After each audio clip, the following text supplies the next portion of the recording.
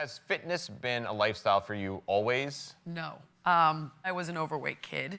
Then I was probably about 170 pounds at my heaviest, and there was maybe like 160 there. That's you right there. That's me right there, is like 12, maybe 13. I can't recall exactly. And I'm only 5'2", so. I was about to say, you're a low rider like me, so I get it.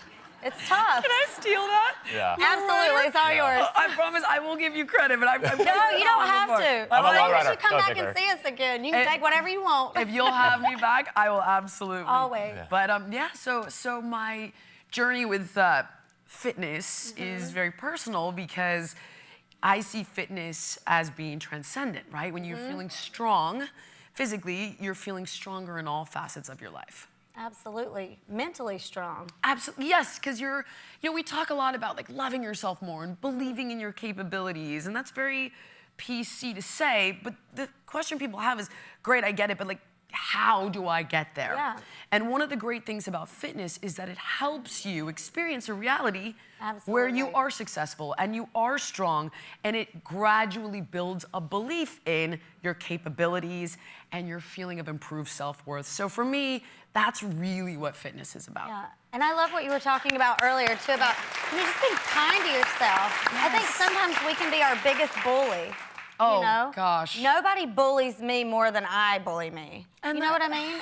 It's like we need to wake up and be like, thank you for the air we have in our lungs. Thank you for this day. Right. You know, and just count our blessings. See, women... And be kind, sweet to ourselves. But you even just said, yet you're not. And what I find with women like yourself who are very successful is that they're hard on themselves, and they think, if I'm not hard on myself, I won't drive myself forward. But one of the analogies I like to use for that is, imagine the type of fuel you're using, right, as being, let's say, crude fossil fuels. They erode your environment over time, absolutely. right? But if you could use solar, you'd be going a lot farther for a lot longer. Yeah. And that's what that positive energy you're talking about is.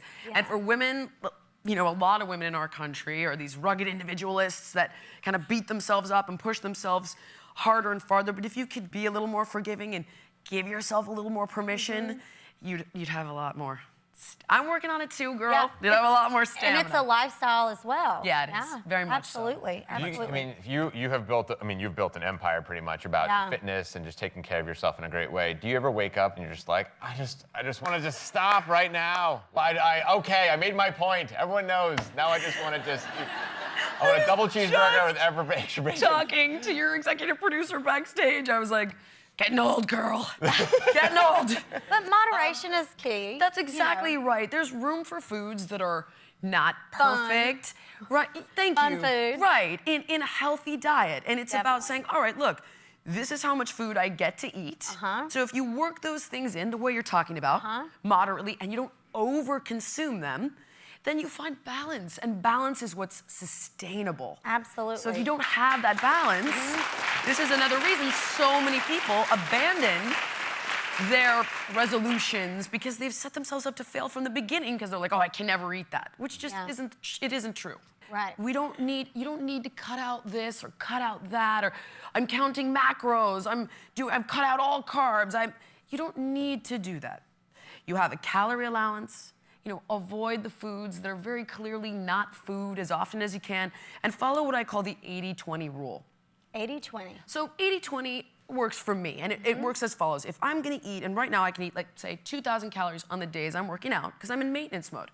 So I don't need to burn more calories than I'm consuming in a day. Absolutely. So if I've got 2,000 calories to play with, I'm gonna take like 500 and I'm gonna have pizza and wine for dinner. I'm gonna have a slice of pizza with a salad and a glass of wine. And that's how I find that balance. So if you say, all right, 20 to 30% of my calories are gonna be the process. We really don't need the chemicals, the fake fat, the fake sugar, the fake color. That I would love for you to try to avoid whenever possible because it's simply not food. So the conversation is... So many chemicals in the foods that we're eating. They're... delicious chemicals. But they're so toxic.